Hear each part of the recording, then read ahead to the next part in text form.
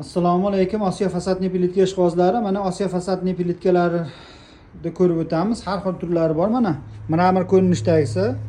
Mana bu lazerlarimiz mana mramor ko'rinishi, har xil turlari bor. Mana bu yerda tiriklarimiz bor. Mana bu yerda har xil turdagi qoliplarimiz ham bor.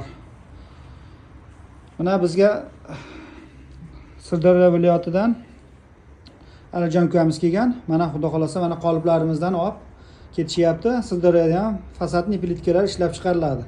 Rahmat. Rahmat. Bor ekan qoliplar tavsiya beraman. Kelinglar hammalar. Xudo xolasa Sifati yaxshi. Uyaltirmaydi ekan. Xudo ko'rib keldik.